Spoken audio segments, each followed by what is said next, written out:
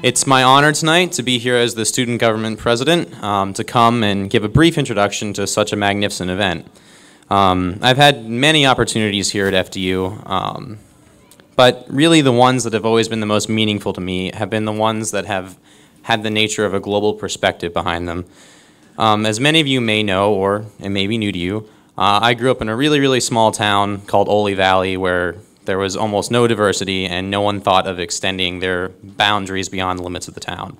So coming to a university like this has really been a wonderful experience, and part of that has been through the work of the Office of Global Learning and having events like this with UN ambassadors, NGO experts, and other UN connections. But tonight I want to accent just how special this event is. This isn't simply inviting a UN ambassador to come to speak of us. This is completely internally within FDU. And I think it's worth pausing for a moment and reflecting on the caliber of the university, which is able to provide 4 students from Bangladesh, Pakistan, India, and Nepal, all at the same campus, all at the same time, and all incredibly equipped to speak on their personal experiences. So, I guess it's really not that amazing when you think about the fact of the type of university we come from, though. We have 1,000 students from over 80 different countries, and these are just a select few.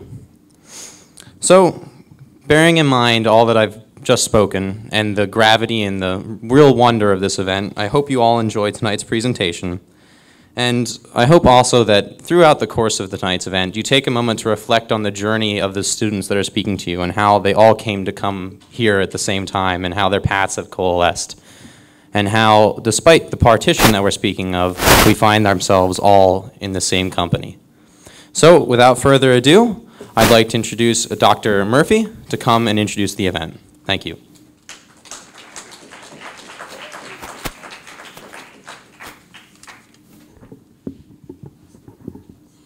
Thank you so much, Anthony. The quality of the introduction, the welcome that Anthony has given you, gives you an even greater idea of the quality of students that we have here at Fairleigh Dickinson University. The program that we are introducing to you tonight, Winds of Change, was actually launched in October of 2011 to create a space for focused discussion that would enlighten us regarding the realities of global concerns experienced by our students from different parts of the world. The fact that we have so many students from so many different countries is a great indication of the richness that we have to offer you in addition to the academic curriculum. The Arab Spring taught all of us that the world could no longer ignore the voice of youth concerning solutions to the issues that are plaguing our world. The time is now for us to hear from them and to understand their perspective regarding the needs, issues, and priorities to be addressed by the leaders of their countries. The time is also now for the world to understand that the youth perspective must be included in all significant decisions impacting directly on their lives. Otherwise, there will be no real solutions, no peace at the grassroots level. This program has now become an integral component of our UN NGO Pathways program. And tonight's event is the 3rd Winds of Change panel discussion hosted on the Metropolitan campus. It is student-led and student-organized. The topics previously covered, with videos that are available at gig.org, are the role of Arab youth in the future of the MENA region, the role of Chinese youth in the future of China, and tonight, the focus is on youth transcending the political barriers of post-partition India. It is moderated by Byanjana Thapa, our UN Pathways senior intern, who's done a brilliant job of coordinating the organization of this panel. Please kindly turn off your cell phones. When it is time for the question and answer session, it is important that you speak into the microphone because the session is being recorded. Byanjana?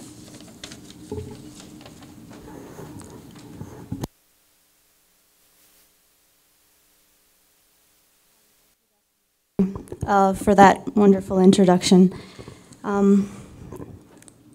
As you can see, us Nepalis have a problem with height, so I hope you can see me clearly. If not, at least you can hear me. My name is Byanjana Thapa, and I'm from Nepal, and I'll be moderating today's discussion on youth transcending the political barriers of post-partition India. The post-partition India consists of three modern-day countries, India, Pakistan, and Bangladesh. If you look at this map on the screen, you'll see that this is British India before partition, and at the time of partition, there were different ways that the different princely states of India could have aligned to, and I'll get to that in a minute. Much of what we recall as British India was unified under Mughal rule, but European traders had already set foothold in India before the East India Company arrived in 1608 at the shores of Gujarat, which is in western India. By the 1800s, Britain had already become a dominant political and economic power in India, and in 1858, citing defects in the Indian government, Britain officially established India as being under the control of the British Empire. During this period of foreign rule, the Indian national identity became extremely important.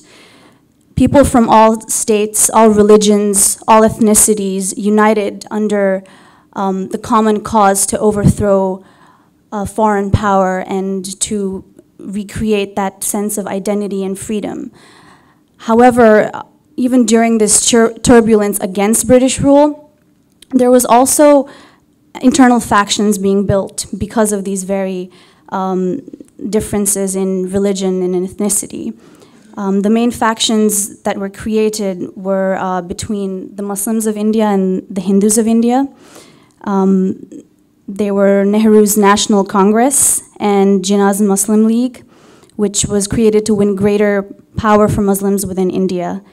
But a push for a separate country, Pakistan and India, was really facilitated by the largely farming-based Bengalis in the east, if you can see Bengal, Assam, that area, and the land-owning Muslims of western India, which is now modern-day Pakistan.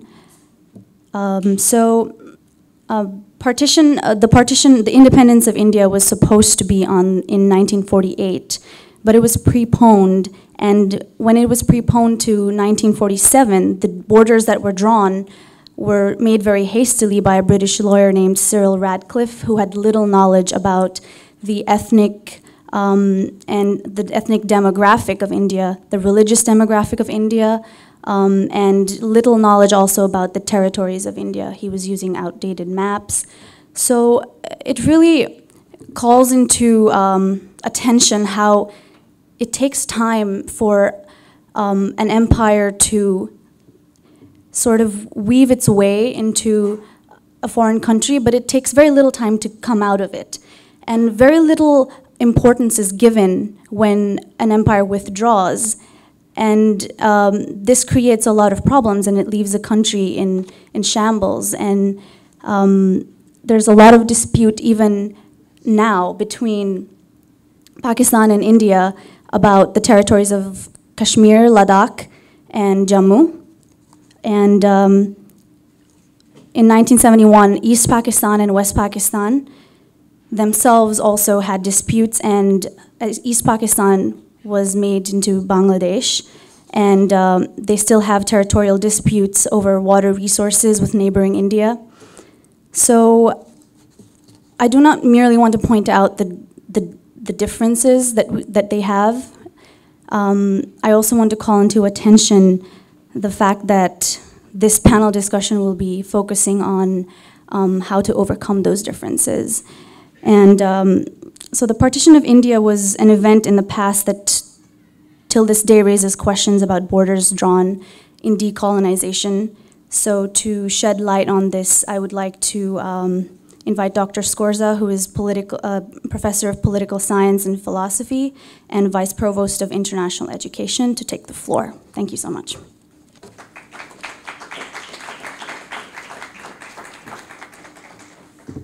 Thank you, Bianjana, and thank all of you for coming this evening. I'm a little bit embarrassed to have been asked to speak with you on this topic. I'm here to learn, I think, as much as to speak about the challenges facing post-partition India and the things that are going on among youth today. My role, I think, is to provide some boring academic, oh, you love it, geopolitical framework for our discussion and analysis. And I want to start by drawing a very important distinction between the concept of a frontier and a concept of a boundary. A frontier is, in most cases, a natural division of land, a mountain range, a sea, a river, an area of desert which is uninhabitable.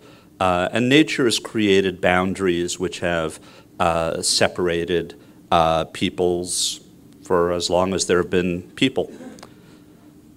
Boundaries are created by human beings. Boundaries are lines drawn on maps.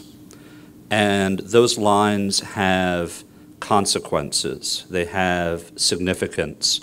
And I'd like to talk with you a little bit about those significances and a little bit about why boundaries are so often sources of controversy and dispute in the geopolitical framework.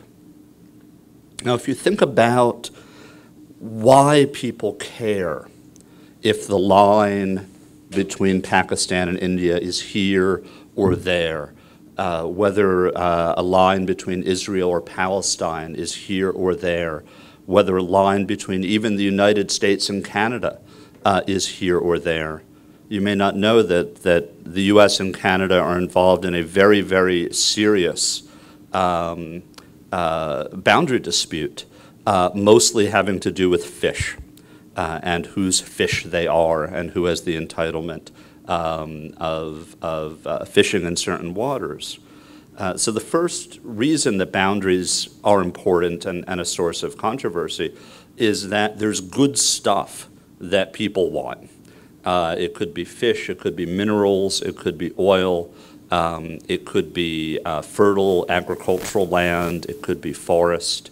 A lot of disputes over boundaries are for economic reasons, for control of vital resources. Second source of boundary dispute are strategic reasons. It's always better, it turns out, to have the high ground when your enemies come at you than having the low ground. And if you look at territorial disputes in Israel and Palestine, a lot of the dispute is over strategically advantageous land, land that is more easily defended than other land. There are also, of course, political and cultural aspects. People who are members of an identity group, whether it be religious or ethnic or linguistic, often feel a compelling desire to control territory so that they can do their thing as they like. And this causes minorities in majority countries to think about separatism as an option. Even in contemporary Spain, there are movements on the part of the Catalonians to separate, to have their own thing where they can do their own thing. And there are also symbolic and psychological aspects to boundary disputes. Sites of historic significance. I come back again to Israel and Palestine. Sites of historic and religious significance are tremendously important to both sides of the boundary dispute. Are we going to have the grave site of Abraham in the Palestinian-controlled territory or in the Israeli-controlled territory? Are we going to have crucial sites from Scripture, which are mentioned in both the Quran and also in the Hebrew Bible? Are they going to be under the control of one administration or another? The idea of symbolic, emotional connections to land projects itself onto disputes over boundaries. And it's very important to understand whether we're looking at the context of the Indian subcontinent or in the Middle East or Africa or even in the history of the United States itself and how the boundaries between states were established. These things can have tremendous importance: the natural resources, the strategic aspects, the cultural aspects, and the symbolic and psychological aspects. Now, this is where things get complicated. Boundaries, once they're established, once the lines have been written, become a source of power. They become a source of power that can be projected outward, which is to say, we're going to defend this line and use that line and the fact that you need to respect that line to project our power across. But boundaries can also be used to project power inward, to control the peoples, the populations that occupy a particular delineated territory. And no one understood this better than the colonial powers of Europe when they entered into the Middle East, into Africa, into North and South America. They understood the dynamics of power in the context of boundaries very, very well. And they tried to settle and establish boundaries to suit their power interests. And of course, I'm talking primarily about Britain, about France, earlier Spain, the Netherlands even, and of course the United States came to play this game rather late in the 19th and early 20th century, but play it we did. Once you understand that boundaries are about power, you can begin to appreciate how stirred up people get about them, particularly the people who enjoy the benefits of that power. It's seldom the people that do not enjoy the benefits of the power who are particularly concerned. It's the people who want to project military power outward and power of social control inward. Two trends, and I'll end on this thought. Two trends that have emerged since, let's say, World War II have been tremendously important for causing us to rethink how we think about boundaries and the power dynamics that concern boundaries. The first of these trends has been already mentioned, and this is the trend of decolonization. That's when the imperial powers begin to pull out of territories that they controlled in Asia, Africa, Middle East, and the Americas. In pulling out, they very often leave, as you said, boundaries behind that make no particular sense to the people who are living there. May not make any particular sense to the imperial powers that are in the process of decolonization, but often serve obscure interests, obscure military and economic interests. When the boundaries were drawn in Africa by the imperial powers in the process of decolonization, they put linguistic, religious, social, and cultural groupings together in a way that you might think is incoherent. Do you really want people speaking 25 different languages in the same territory? And the answer is probably that the European powers did want that, because it guaranteed the weakness of the decolonized. And it guaranteed that even after decolonization, the countries within the boundaries that they left behind would need the imperial powers and certainly not be in any position to rival them. So that's the first big trend.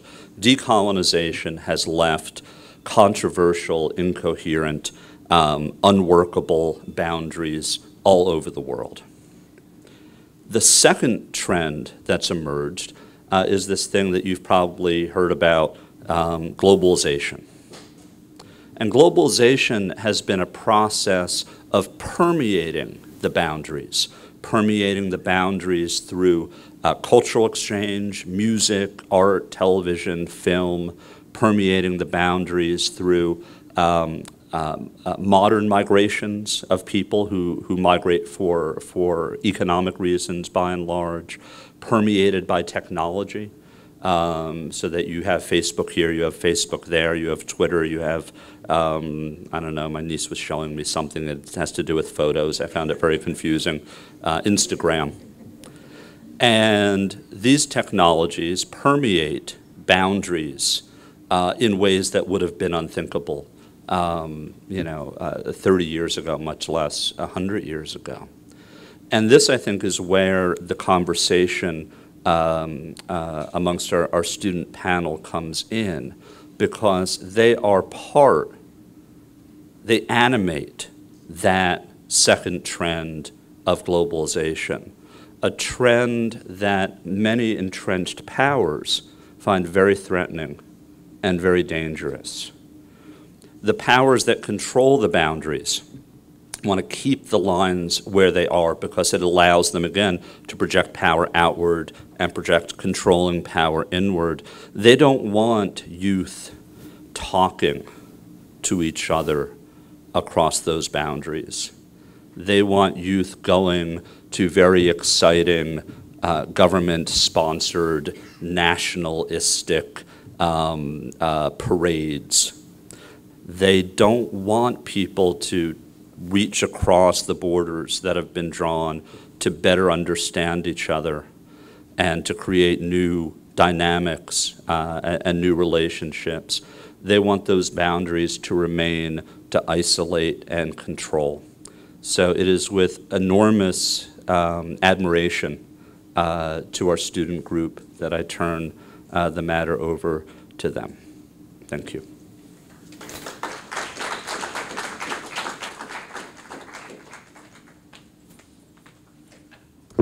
Thank you for your insight, Dr. Scorza. We will now begin with our first panelist. Her name is Aisha Kanwal, and she's from Peshawar, Pakistan.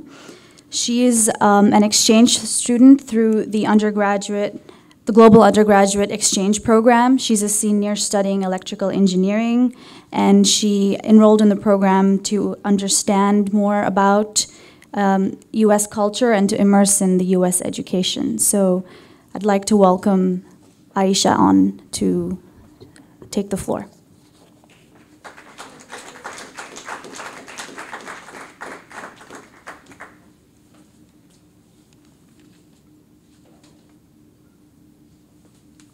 Good evening, ladies and gentlemen. Tonight I'll be speaking about multiple issues related to and relating the three countries, Pakistan, India, and Bangladesh. The official name of Pakistan is Islamic Republic of Pakistan, since Islam is our official religion. Our official language is Urdu, and our national dress is shalwar kameez, as you can see I'm wearing here. You can see the flag of Pakistan on the screen. The green color represents the Muslim majority and the white color represents the minorities. On the other side of the slide is the map of Pakistan. We have 4 provinces, Balochistan, Punjab, Sindh, and Khyber Pakhtunkhwa. The name of our federal capital is Islamabad. People of the three countries have many common interests, but before talking about these common interests, I would like to share a brief historical background on these three countries. So first of all, I'll talk about partition movement and creation of Pakistan. After British conquered this region, the All India National Congress was formed to protect the rights of the people of that region. Then Sir Syed Ahmad Khan gave two-nation theory, which means that there were two nations in that region which were separated by their religion, their culture, their ideals, and their beliefs. These two nations were Hindus and Muslims. Then after a few decades, All India Muslim League was formed by the Muslims of the region to protect their rights. There were many prominent Muslim leaders in the partition movement for Pakistan because Muslims wanted to have a separate country. Some famous leaders are like Muhammad Ali Jinnah, Allama Iqbal, Liaquat Ali Khan. So as a result of the efforts of these leaders and their supporters, Pakistan came into being in 1947. But the separation was not perfect. You can see there was Kashmir. It was one of the provinces who had been asked to decide if they want to join India or Pakistan. But the problem was that the ruler of the Kashmir was Hindu, but the majority of the population was Muslim. The Muslim population wanted him to join with Pakistan, but he wanted to join with India. Because of that, war started at Kashmir between India and Pakistan. Although they took the matter to UN and it ended in ceasefire, but the Kashmiri youth is still trying to get their independence. I think that both India and Pakistan should give Kashmir their long-deserved independence. And the other thing is that we want our government to focus on other problems that are much more important, like unemployment and low literacy rate, because only 8.6% of our 65% youth has resources to go to colleges and universities. So it will be better if a portion of our large military budget is spent on education and other developmental issues. At the time of independence, there were two wings of Pakistan, West Pakistan and East Pakistan. As you can see, they were separated by a large piece of land belonging to India. Because of this distance between them and because of the different political point of views, a war issued between the both wings in 1971. So as a result of which, East Pakistan was separated from Pakistan and came into being another independent country named Bangladesh.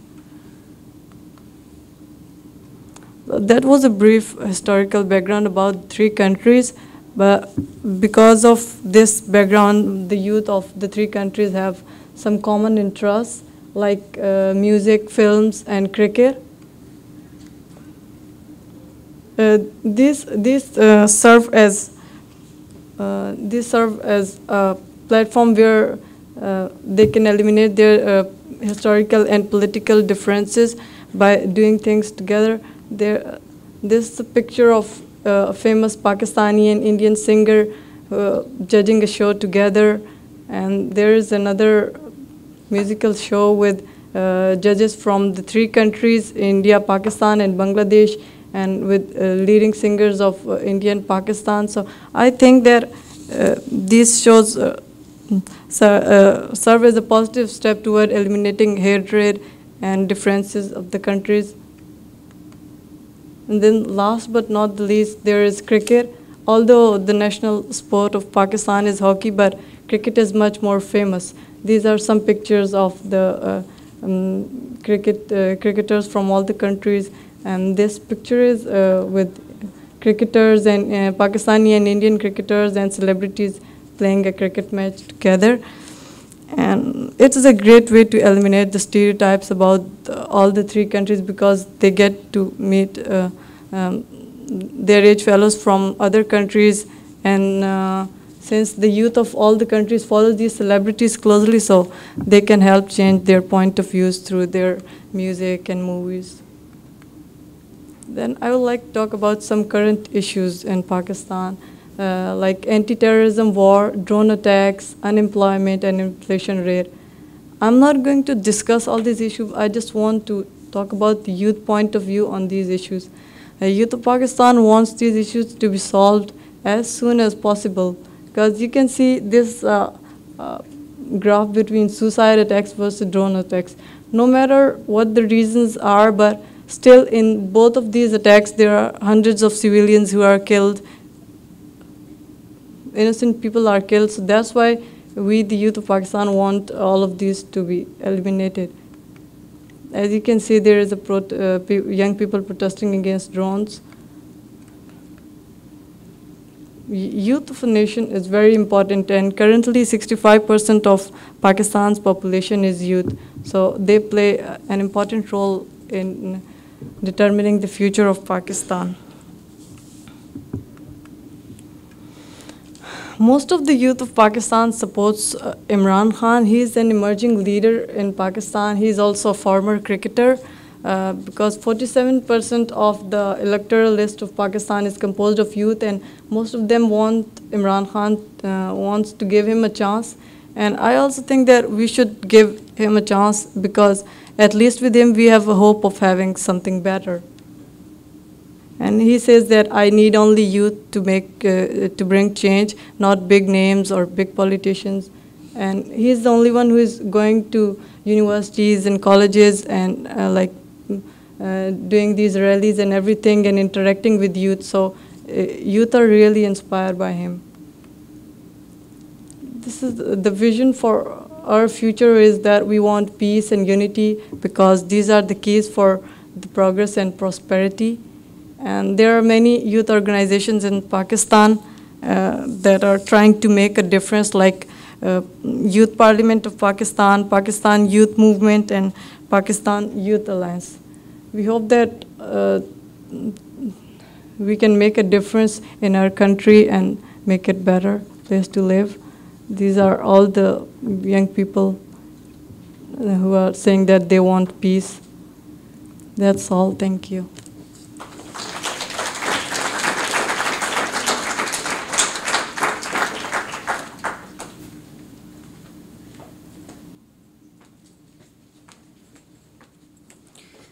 Thank you, Aisha. Our second panelist is also studying electrical engineering. His name is Anirudh Patotia. He was born in New Delhi, India, but has traveled extensively throughout South Asia. And his interests include governance, current affairs, and cricket.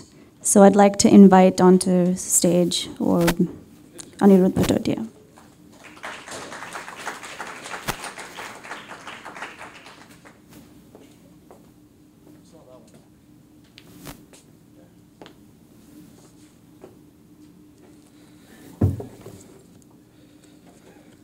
Good evening, everyone.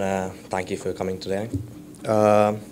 Just a brief note about the presentation. It's a collection of pictures that I thought was important. It's going to explain to you our culture, the colors in our society. Pay close attention to the architecture, the way people dress. Is it better? So please pay attention to the way people dress, the demographics, and so on when you go through it. The partition of India has been a very hot topic amongst academics, politicians for a long time.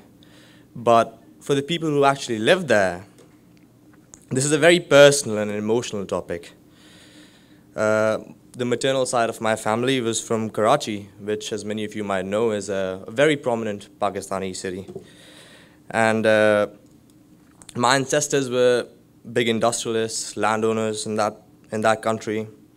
And overnight, due to the partition, my family was forced to flee their homeland and fearing their lives. And we came to present-day India. And we had nothing that we took from Pakistan, just a few change of clothes, no money. And therefore, whenever we talk about the partition, it invokes very strong reactions from not just the youth, but just people who have lived through this and who have suffered because of the partition. Now, let's get to what the current perception of the youth is towards the partition. The partition of India was championed primarily by Muhammad Ali Jinnah, as Aisha mentioned before. And Jinnah based himself on the two-nation theory, according to which the Muslims and Hindus in India, however that they may be distributed over the country, are entirely foreign to each other. And he pressed Mahatma Gandhi, the father of our nation, to accept this theory and that the Muslim League's Lahore Resolution of 1940 that we should give Pakistan its due right and that there should be a free country. He made it clear that the sovereign Muslim state must be composed substantially of the British Indian provinces, now regarded as Muslim, as you saw on the map earlier, Northwest Frontier Province, Sindh, Baluchistan, and Punjab. And he said the right of these areas to self-determination and separate sovereignty was to be exercised by their Muslim residents alone, not the Hindus or Christians or Jews in that area. And Jinnah declined to answer the awkward and very important questions about economic stability, about the fate of the minorities. And he told Gandhi that he was dealing only with British India and not considering the Indian states, arguing that the two-nation theory, he could not agree to any alliance between the Hindus and the Muslims in order to achieve independence, or to any provisional interim government that we could have after the British left. And relations between India and what would be Pakistan should be settled by a treaty, as it would be between independent and foreign countries.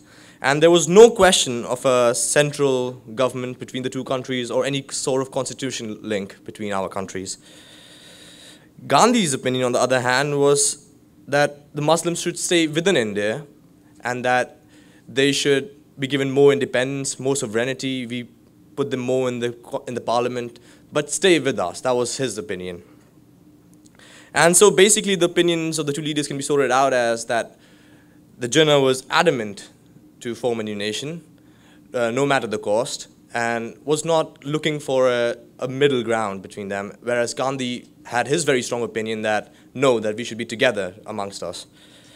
And this leads us to the modern day perception about the partition amongst the youth, which is that when the time came to present a united front to the British, the Muslims and the freedom fighters of Pakistan gave in to divisionary and power-hungry schemes, when the time actually was to lead the nation into character building and nation building skills. So that is what stems the reaction about the partition amongst us. Moving to present-day India, there's very limited interaction between the two countries. There is when people ask to come to India, they're given, or when Indians go to Pakistan, they're given single city visas, which are reticent of the Cold War. Okay, you can come to Delhi, but you can't go to, say, Bombay, or you can go to Karachi, but you can't go to a city a kilometer outside Karachi. So there are one city visas.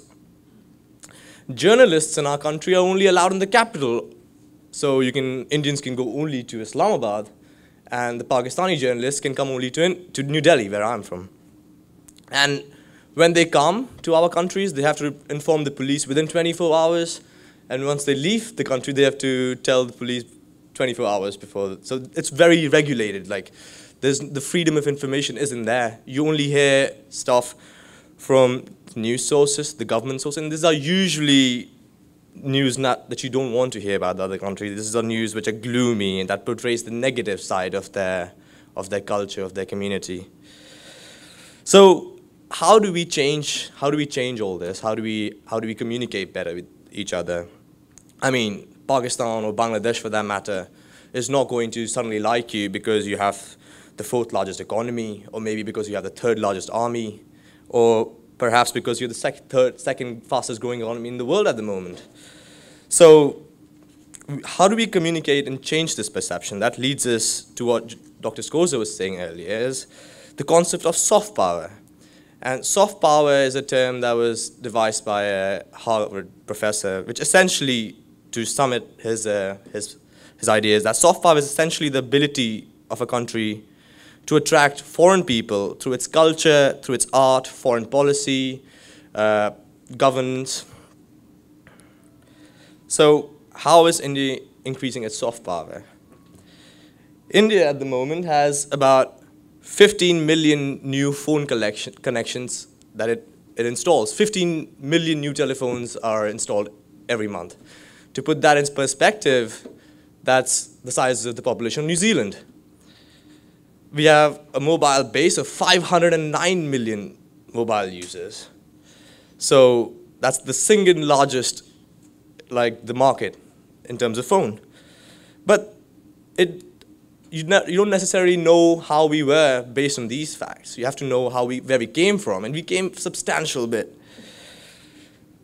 When I was growing up, phone services weren't a luxury. Members of parliaments were given 15 phone connections to a lot in their constituents, say to an important businessman or to a journalist. So not everyone got it. And once you picked up the phone, the chances were 2 out of 3 that you wouldn't reach the number that you dialed. If you wanted to, say, call from Bombay to Delhi, you would have to book something called the trunk call and sit around the phone for a whole day to get the call. Or you could book something called a lightning call, which you had to pay 8 times the rate. But lightning in our country in those days struck rather late, and it took about 30 minutes for that. In fact, the phone situation was so bad that the sitting member of parliament once got up in the parliament and said to the communication minister that the phone service is really bad. And he replied in a lordly fashion saying, in a developing country like India, communication was a privilege and not a necessity. And if the honorable minister is not happy with his service, he could return the telephone, as there was an 8-year-long waiting list for a telephone. So now that we're getting telephones amongst us, we're getting internet, and we can access the news that we were not necessarily allowed to gain from Pakistan or from Bangladesh. And you get telephones, you get internet, and you can go onto the internet, you can go onto Facebook, you can make new friends, you can read blogs about what's going on in the other country. And you learn and see that we're not actually that different. Moving on to Bollywood. Bollywood is primarily a Hindi-based film, Hindi-based films. And not everyone understands the language, but these movies are meant to be understood despite such handicaps. You don't have to understand the language to know the movie. People go there, they forget the tensions, they embrace our culture, and go home with India in their heart and the song in their lips. And so we spread our culture through that. We spread our culture through music, through TV. In fact, our single largest contribution was a TV show called Saas Bhi Kabhi Bahu Thi, which used to run at 8:30, and it was so popular, and it showed our culture in such a way that weddings were postponed and stopped for 30 minutes when this show came about. Crime went up, and this was in a Reuters dispute, so this was not my propaganda about our culture. So this is how we are spreading our message, through soft power. I think governments, politicians are not generally very good at storytelling. People see a community based on, they see it, they see the ethos of a community, and they sort of feel it. You don't need to tell them, and that's how soft power comes into play. In my opinion, India is an ever land, and which surrounds itself, despite the 23 languages, on a national idea of a pluralistic democracy, which revolves that no matter what your caste, your culture, your creed, your cuisine, your custom, your costume, your consonant, that you don't have to agree on everything as long as you agree on how not to disagree. And that is the idea that we send to the rest of our neighbors through soft diplomacy, and that is what we're going for. Thank you.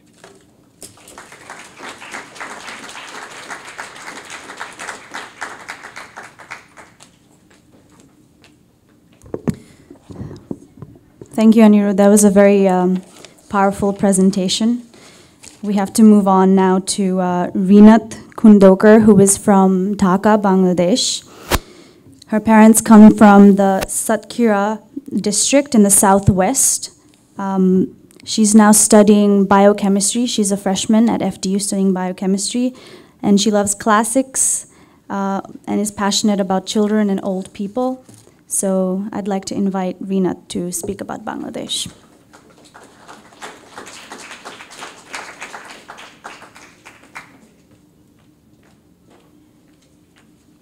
Thank you, Byanjana. As you can see, we are of the same height, but Bangladeshis are not really short. I am the exception. I'm sorry. Okay.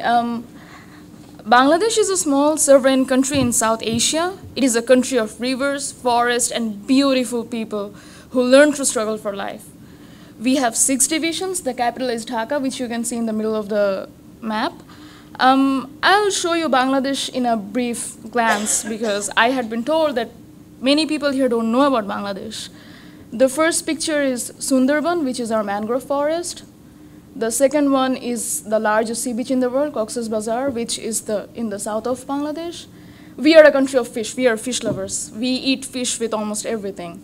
And we are also a very green country. If you move out from city, you'll see villages. And the 5th picture is kind of funny because you really want to see the 2 of those birds. You don't want to see one of them. You're unlucky then. And then we are a riverine country. As Bianchana and everyone else has already gone over the division, so I won't really battle on that. I would move over. India before and after division, as you can see that Bangladesh is surrounded by India on 3 sides from the west, north, and east. And we have the Bay of Bengal on the south. Bangladesh was formed in 1971, and India was our largest ally during the war. India helped our refugees, they sheltered us, they trained our freedom fighters. We are indebted to India in a lot of ways. But despite of all those good things, we have some disputes going on. The war in 1971 was led by the leaders of Awami Muslim League, as you can see them. After the war in 1972, our father of nation, Sheikh Mujib, and Prime Minister of India, Indira Gandhi, they signed a treaty which was called the Treaty of Friendship, Cooperation, and Peace, where they agreed on a lot of terms that would subsist between the 2 countries. But things went wrong. Bangladesh, as you can see, we share border with West Bengal. A large part of our border is shared with West Bengal, which is currently known as Calcutta. And a lot of trade, we don't call them illegal, we call them rather informal because local people are involved in there. We have imports coming from India into Bangladesh which are not really paying the Bangladeshi import duties, and there had been political discontentment due to that. And the other reason is the Farak. We had both India and Bangladesh are really hot countries, you could say, like tropical countries. We suffer from droughts almost every year. So there was this agreement between the 2 countries on this Farakka barrage that would control the flow of Ganga, the river Ganga, so that both the countries get equal water so we could, for our agriculture and industrial purpose. But the treaty wasn't really followed as it was agreed on, and that had led to some mistrust between the 2 countries. And that happened, this treaty was done in 1972 and it's still unsolved. There had been another proposal in 2001 on the division of the water of Tista, the river Tista, but that was refused. And recently, Bangladesh and India, we have a lot of interaction going on. And as Anirudh said, the soft power. And Bangladesh is not exercising soft power, but it is interested in doing that. The movie Meherjan, it was directed by a Bangladeshi director, Rubaiyat Hossain, and it starred Indian actors, Jaya Bachchan, Victor Banerjee, and Shatabdi, who are really, really famous in India as well as Bangladesh. And it also starred Bangladeshi actors in there. So we had the 2 countries, nations coming together in a movie.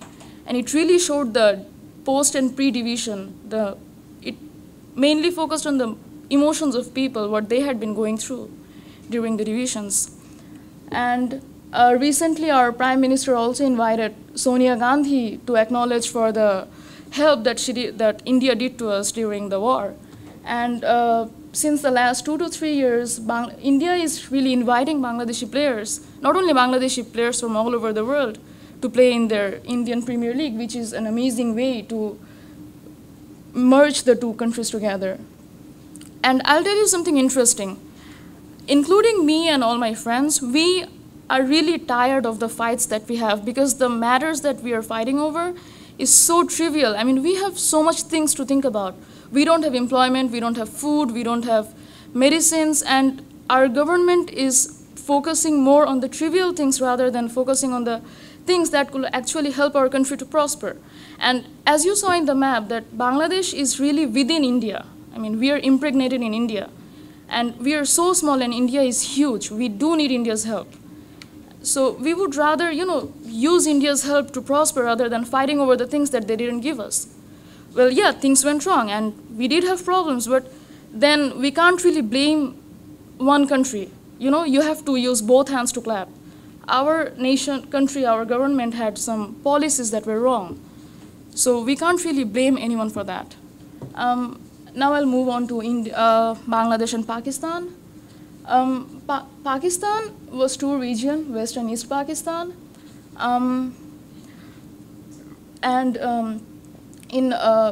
The problem started since 1952. West Pakistan wanted Urdu, which was their official language, to be the official language of East Pakistan as well.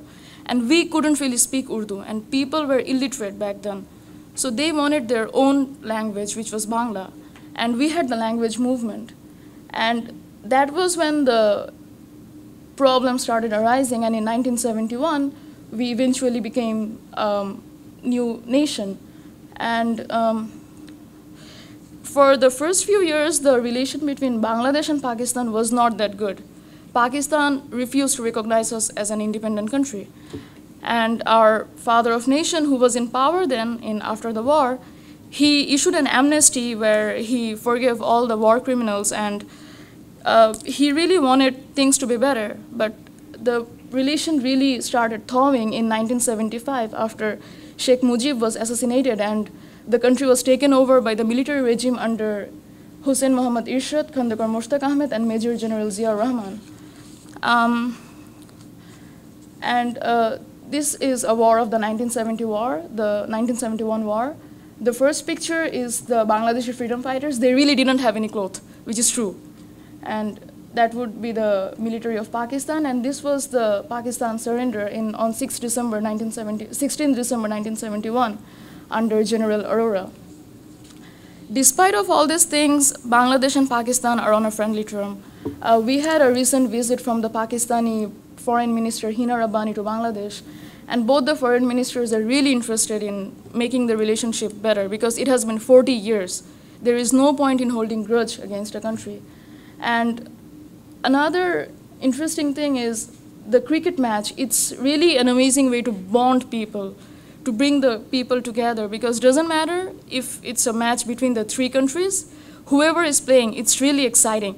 Offices finish early, schools get closed, students fake illness to not go to school to just watch the match. And as you can see, the third picture, Chakori, that's a movie. And it's an Urdu movie, but it was, the actress was Bangladeshi, Shabana. And this movie is a Bangla movie, but the actress is from Pakistan. And both of them were really popular in both the countries. If we talk about our generation, then yeah, I talk to a lot of people, and we think that, yeah, what happened in 1971 and whatever was wrong. We shouldn't have suffered because 30 million people were killed. But things do go wrong, and we really don't want to fight over the problems we had before. The three countries have so similar culture, religion, everything else is so similar. People here think that I'm Indian or Pakistani. They don't really recognize me as Bangladeshi. We look so similar. And I'm proud of that. And we do need each other's helps, because once we were together, and now to prosper, to have peace and unity, we do need each other's helps to go forward and to really enjoy the life. Thank you so much.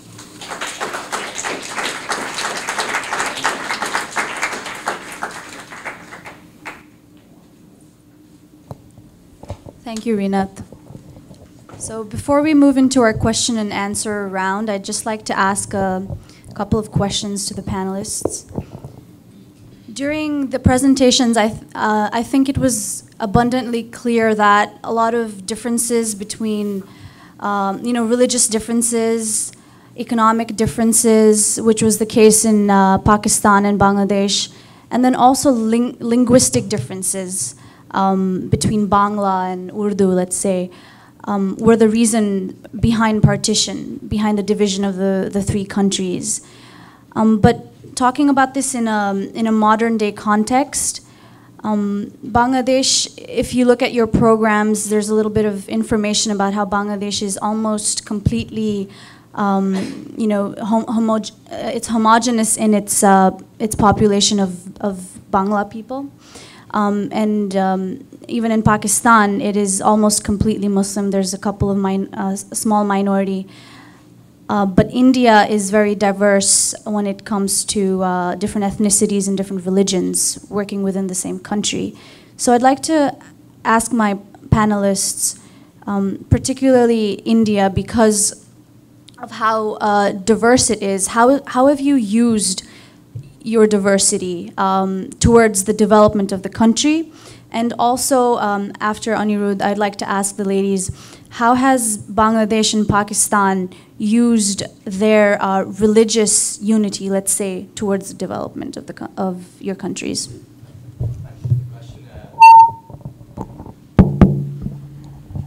Thank you for the question. Let me start off by giving you two examples from history. The previous election, the party who won the election was headed by a woman from Italian origin, Ms. Sonia Gandhi, and the Congress Party, and she was of Roman Catholic faith, and she made way for a Sikh prime minister who took his oath under a Muslim president, and in a country that's 82% Hindu. So religion doesn't divide us, it brings us together, because when you have one chain of thought or one way of looking at things, you don't always have the most, how should I say, the most even or balanced opinion, because you only think in one way. India also welcomed Jewish immigrants when the first temple was destroyed by the Babylonians in 52 AD. I mean, no, in 52 AD, when the legend has it that in 52 AD, when Apostle Saint Thomas came to the shores of Kerala, he was welcomed by a flute-playing Jewish girl. So India is remarkably tolerant towards other religions, and we welcome other religions, and we don't consider that as pulling us back. In that ways, we're very similar to America. And I think religion and diversity takes us forward, and there is no issue that we always have hiccups. Every country has hiccups, but the important thing is to move on from them. Thank you.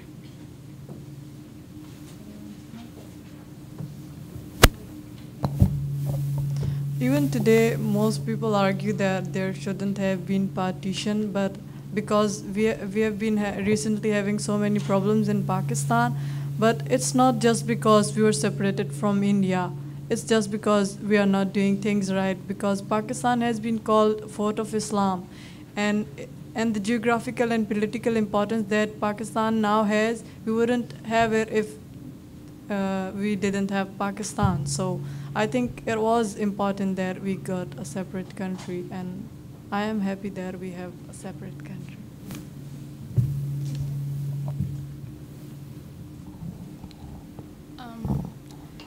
Bangladesh, the majority of Bangladesh is Muslim, but we do have other religions, and well, to be honest, the partition that was the war that we had in 1971 for a different country, well, we had a lot of ideologies back then, and people were emotional, first being ruled by British for 300 years, and then being ruled by Pakistan for another, I don't know how many years. We really just needed independence. We weren't thinking of the consequence as much as of the independence that we needed. We had to be free. And yes, things could be better, of course, but the thing is, if you know that Bangladesh has just two leading political parties who just exchange powers alternatively. So we really haven't seen any change. I'm hoping that if we have a change, maybe we could do better, because we have a lot of resources which we are just not using. Thank you. Thank you. One last question from me, and then I'll hand it over to the audience. The issue of interest, an issue of interest in this region is Kashmir. The dispute over Kashmir has started in 1947 and it continues till this very day. My sister-in-law herself is from Kashmir, and a long time ago her parents had to emigrate because of the disputes back then, which now have reached a ceasefire, but there's still tensions, there's still sentiments in the hearts of Kashmiri people. I would like to direct my question to both Anirudh and Aisha. What is the perspective on Kashmir? And Anirudh, especially because he has lived in Kashmir, what is it that you see through the years that you lived in Kashmir? What are the differences that you see? What is the hope for Kashmir? What is the hope for peace in Kashmir?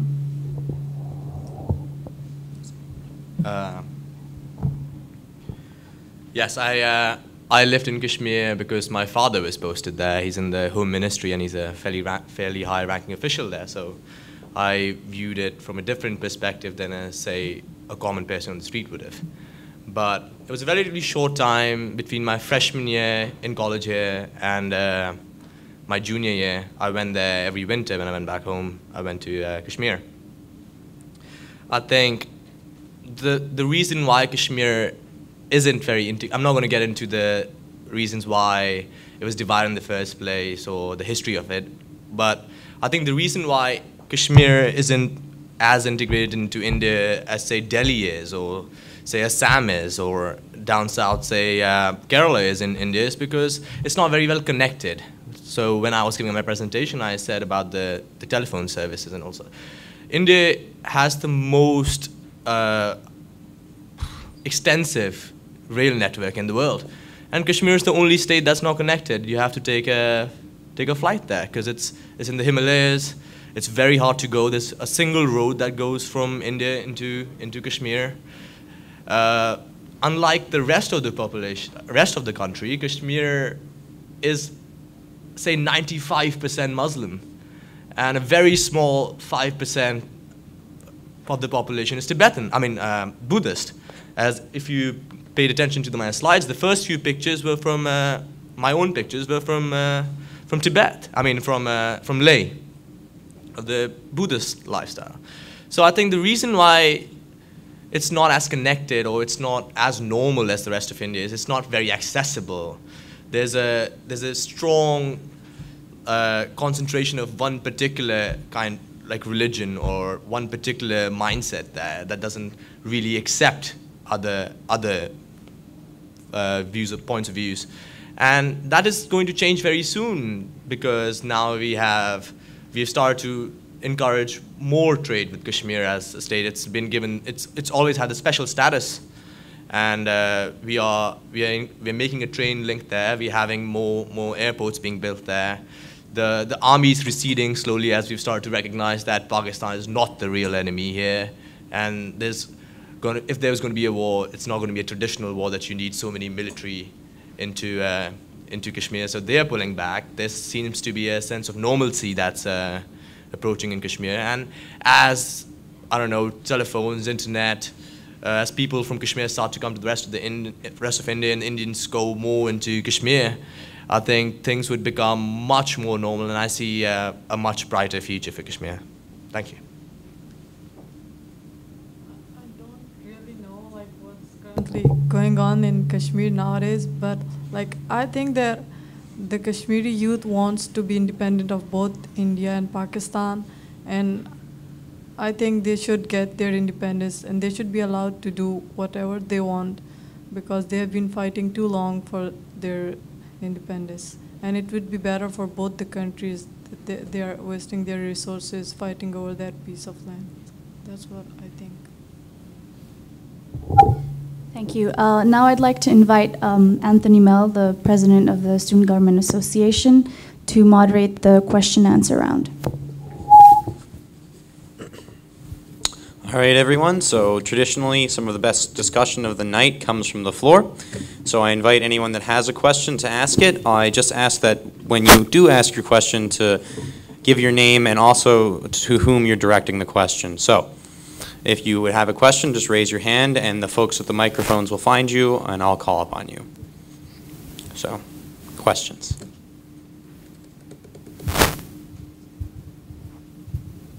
Yes, in the back. Oh, cool. My name is Travis. This is directed towards everyone on the board except Bianjana. My question has to do with, as far as a matter of pride in each separate culture goes, you spoke a lot, every person spoke a lot about the idea of unity. Do you think that the youth population in every country would be comfortable with completely meshing all three countries together again into one meta country? Do you see any problems as far as pride in individual cultures go? And do you think that a cost-benefit analysis would indicate that it would in fact benefit all three countries as far as lowering violence, things like that? Basically, you know, it would be very similar to if the United States mushed all 50 states together, I guess. Do you think that pride would get in the way? Do you think that individualism and differing opinions and religion, again, because religion seems to be very important here, because there is a lot of separation, but there's a lot of meshing. So do you think that a final mesh would be beneficial, I guess? I think that although the youth of all the three countries want us to live in peace and be united on certain things, but I don't think that anyone wants all the three countries united again. Like in one country, I don't think it's going to happen any soon in the future.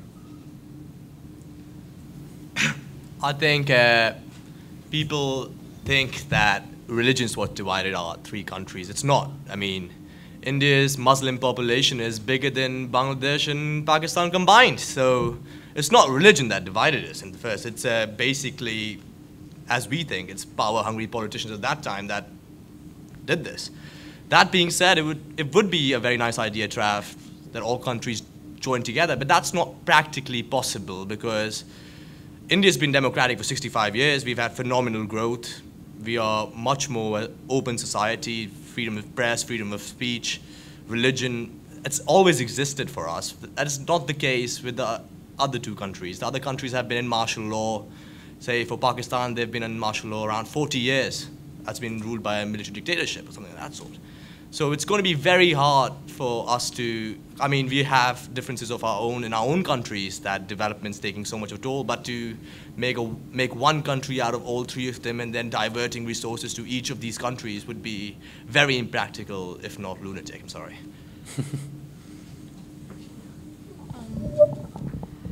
I don't think anyone in Bangladesh would want all the three countries to be back together because this was a long-fought war. We got independence after struggling a lot. And even now we are struggling. We haven't really gone up to the point where we should have after 40 years of the war. By unity, we mean more interaction between people, which we don't really see. I mean, I have met more Indians here than I had met back in my country. So going to India or Pakistan is seriously very difficult. You have to wait for visas for months, and it's really difficult to get into those countries. So interaction would increase the unity rather than putting all the borders together and merging it into one country. We want to have our own individuality, but then again, we want more interaction with the other two countries. Thank you. Further questions for the panelists? Yes, Dr. Murphy? Oh, hi, my name is Jamal Jefferson. I have a question for Aisha from Pakistan. Just like a couple months ago, I think a girl in Pakistan named Malala had gotten shot by the Taliban, and she didn't die, but she's like it was kind of a big moment for people to stand up for education of women in that country.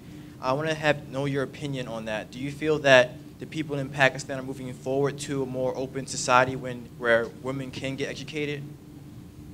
Repeat that last part of your question.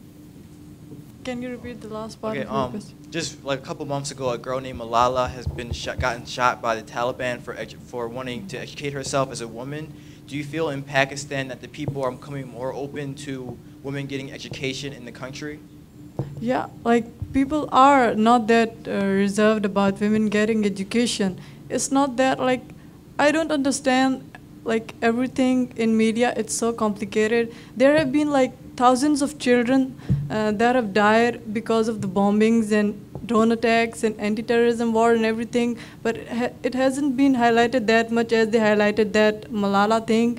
So, like, I'm not sure I should say this or not, but like they all have their goal in whatever they do. Like they if they want to highlight something more, they highlight it more, and if they don't want, they just don't highlight it. But it doesn't mean it's not happening. There have been like other people who have been trying to do this, and so. But as far as I'm concerned, like people are now really much more open to women having education, and especially in my family, like they're much more open-minded. But still, like as a whole, our country has a low literacy rate. But yeah, so. Thank you. All right, further questions? I believe you had one, Dr. Murphy. Where? Oh, thank you. Is it on? Okay.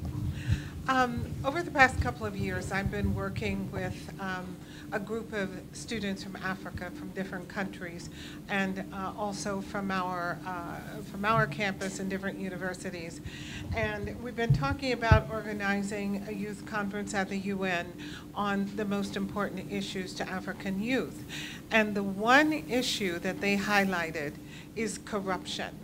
They feel that corruption, as long as it is predominant in their countries, there can be no progress in education, there can be no progress in the economy, there can be no progress in society in general. What are your perspectives on corruption in your countries? Is it an issue? What do the young people think about it? Like,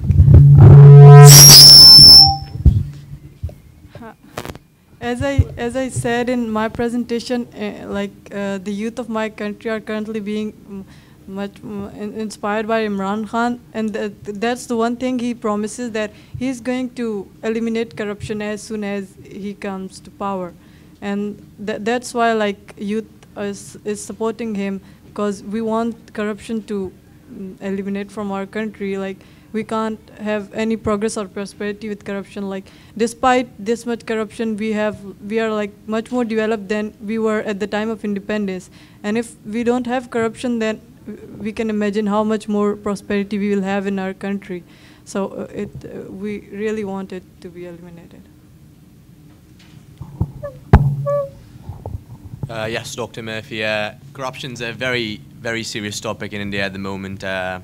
It really reached the tipping point this past summer when we had massive rallies. About 100,000 people in streets of Delhi, Bombay, important cities came to the streets demanding an ombudsman bill, which was to be set up as a constitutionally independent committee that would probe corruption cases. So it's something that's been getting a lot of attention recently, and the good thing is nowadays it used to always receive corruption. I mean, my grandfather will tell you about the corrupt practices that he's had to gone through, like to get things done in Delhi or to like.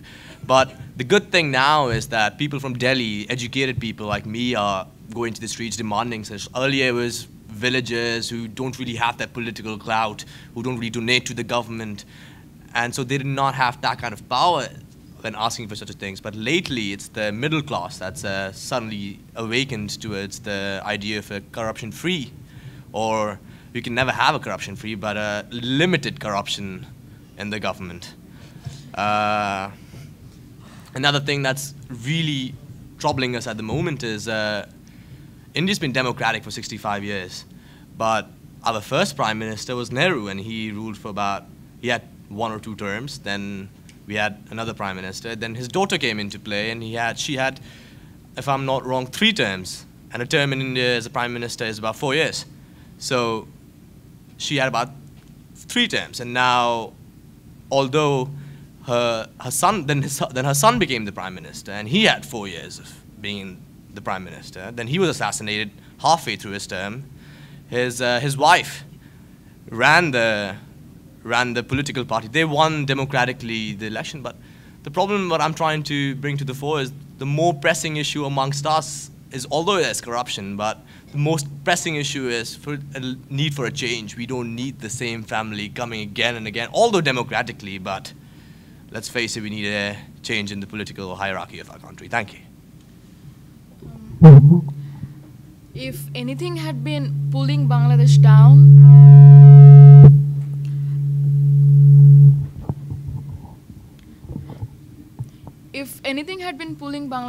from development, I would say it's corruption. We do have a committee that is supposed to stop corruption, but unfortunately the people there are corrupted. So as Anirudh said, that we can't really be uncorrupted, but at least we can bring it down. And in 1971, Sheikh Mujib ruled the country for 4 years. Then Ziaur Rahman took the power under military. Then his wife ruled, and that is what has been going on. Either Ziaur Rahman's wife or Sheikh Mujib's daughter. These are the only two political leaders we have. There really hasn't been any youth leader who can show us some hope of change. And it's just corruption that is pulling us down, because Bangladesh is a resourceful country, and it's just this corruption that we can't really, we are still on the poverty line, and we are still a third world developing country. Corruption is really destroying the whole nation. Thank you. All right, I think we have time for one final question. So if there's anyone out there, maybe someone who hasn't gone yet. If not, all right, Travis again.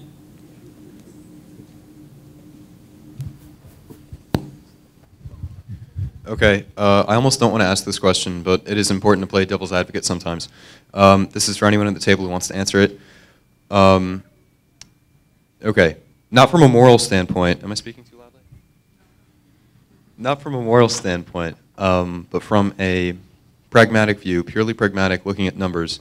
Do you think that there could be some potential benefit in a war of a foreign aggression from another country not involved in those three that would enable all three to unite in a front against that interfering country?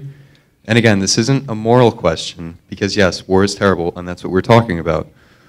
But do you think that it might actually benefit those countries, as it did in World War I, for example, when you had the various kingdoms that finally entered together and created what was, after the war,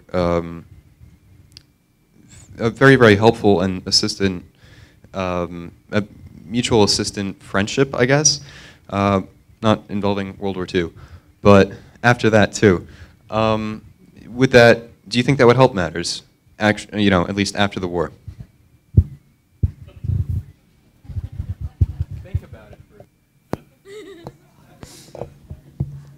I'm not sure how they can be combined in a war, because Pakistan and India had 2 wars in history, so they are kind of fighting each other. I don't know if they would like to fight, combine and fight another country, and I can't see it happening. As she said, that we've been having few wars. My family actually has had the dishonor of being in all 3 of the wars. My grandfather actually won a Medal of Honor in the Bangladeshi War of Freedom. I don't think you necessarily need a war to bring people together. Any sort of natural calamity brings people together. When there was earthquakes, very, very powerful earthquakes in Pakistan a few years ago, India was one of the first countries to give aid to Pakistan. So we came together then. In 2004, when the tsunami struck the area of Bay of Bengal, Sri Lanka, again India took a leadership role in doing peace relief efforts. So it's not that we don't come together, we do come together, but it's never going to be to such an extent that what the person who asked the question is referring to, that we join together and become one country or so, or maybe make a EU in the south or something like that. That is far-fetched, but we do come together when calamity strikes and forget our differences and come together for a noble cause. Thank you. it's more the people rather than the nations who are different. And coming together doesn't need a reason. I mean, I have come here and I have come together with Aisha. We are great friends. We didn't need a reason for that. Well, forming one country out of the three is almost impossible. I don't see that happening in my generation or in my second generation. But yeah, I think it would be amazing if we did come together on an issue that would help all the three countries. That would be amazing, but I don't know how far the political leaders would do, but as far as I'm concerned, I would definitely agree to it. Oh, one final thought. Other issues that we've come together on, climate change.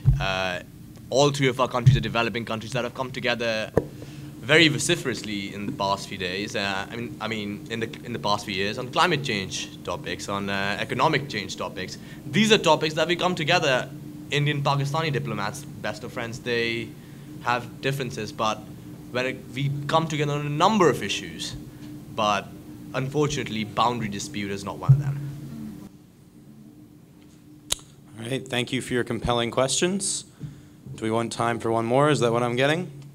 All right, I suppose so, if we keep it short. This is probably totally off topic, but I was just wondering, with the change lately of perception of or legality of marijuana in the United States, has there been a change or in attitudes or legality towards ganja in India or those other countries?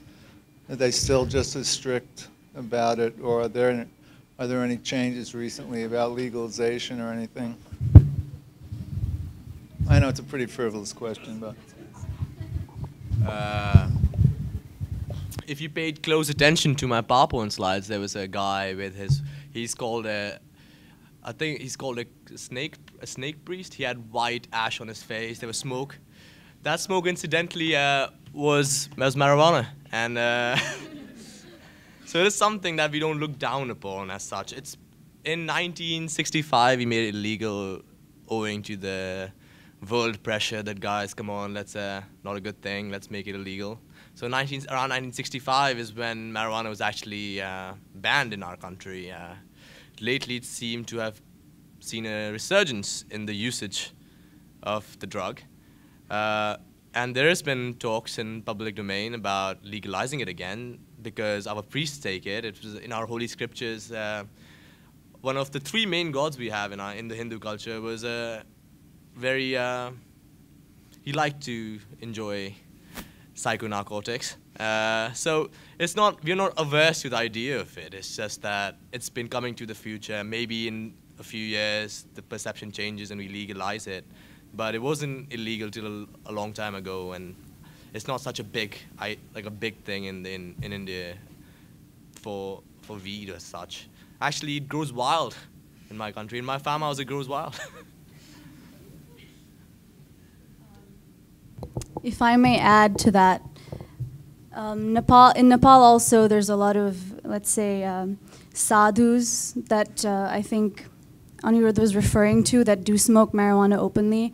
Technically, we have made marijuana illegal, but it's decriminalized to a point that it is legal, almost.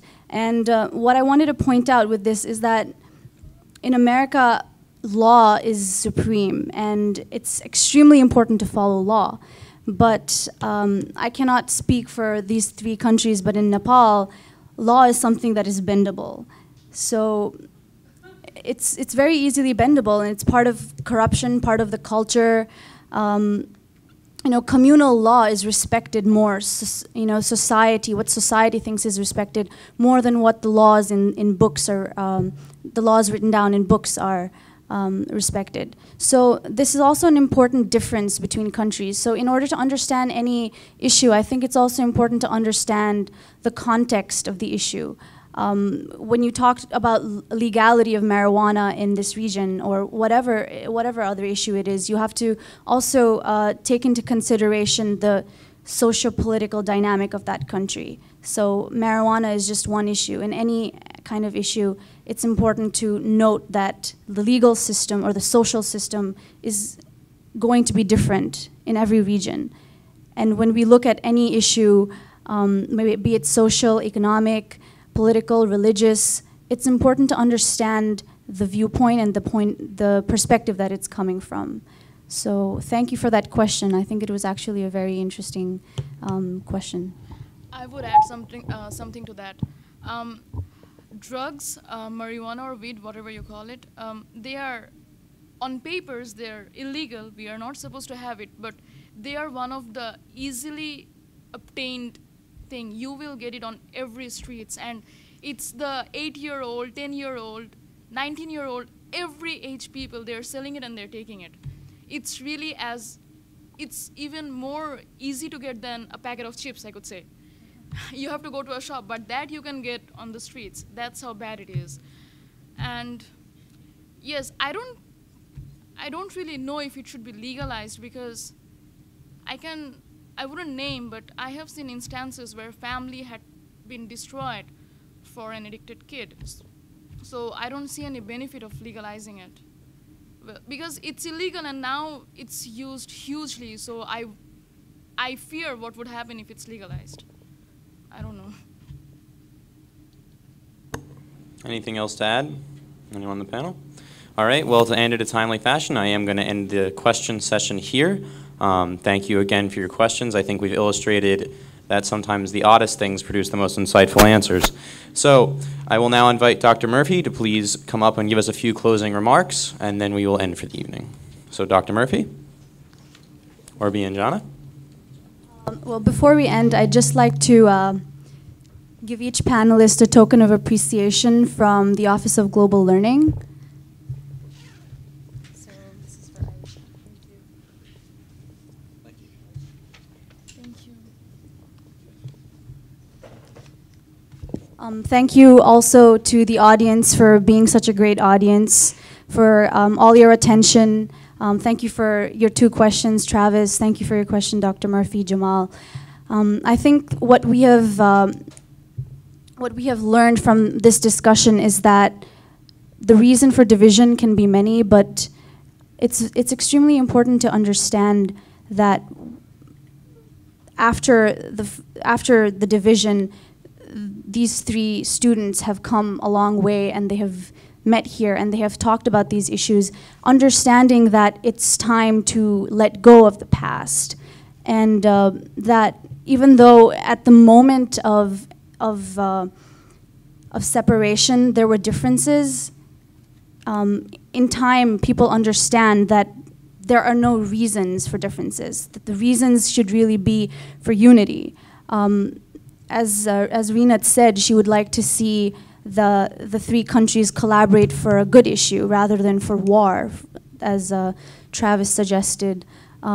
It's important to end this discussion on a positive note.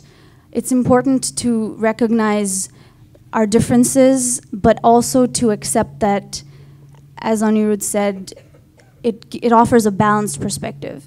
So that's really all I'd like to say, and I'd like to end the discussion on that note, and I'd like to invite Dr. Murphy to give her closing remarks.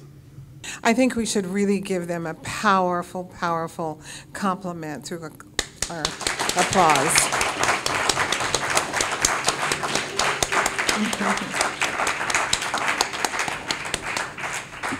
This has been an outstanding panel. I have found it most interesting, most stimulating, and I must say on behalf of Dr. Scorza and myself, this is one of our favorite programs, The Winds of Change. So thank you very much for an outstanding presentation. I would hope that each one of you will take away the important message that has been underlying each one of the presentations tonight. That is, the past is behind us, and it is time that we come together as people. It can be done in Pakistan, in Bangladesh, and India without a major war, Travis, although thank you for the suggestion. I know. I'm just yanking your chain. But I also want to highlight the fact that you have an amazing opportunity here at Fairleigh Dickinson. As was mentioned by Rinat, she has made friends with a student from Pakistan, and I should mention it is rare for us to have students from Pakistan. And unfortunately, Aisha's going to be leaving us at the end of this academic term.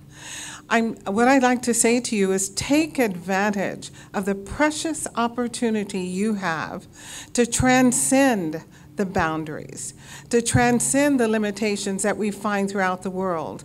Superficial, unimportant limitations like race, like language, like culture, like religion. They are not important boundaries. They are not important limitations. Why? Because the human connection is stronger than all of that. When I go to the cafeteria at Fairleigh Dickinson on either campus, this is what I want to see. I want to see tables of students from China, India, the Caribbean, Latin America sitting together. Not what I see usually, and that is students all grouped from China, or all grouped from India, or all grouped from Africa, sitting separately.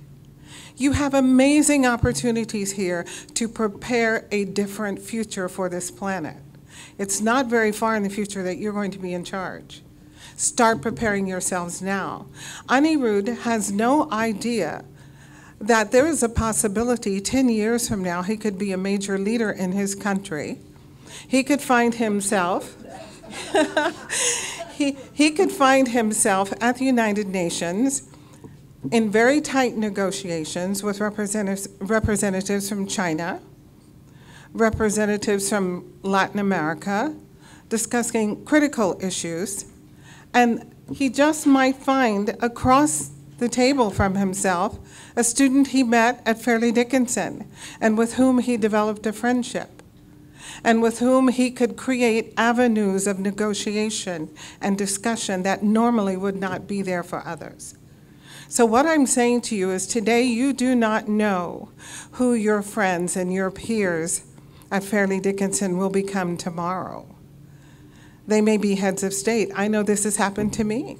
A friend that I met in Africa when I was in my early 20s is now the head of his country. We never know. So take advantage and know that every relationship that you build here will bring us one step closer to world peace. Thank you very much.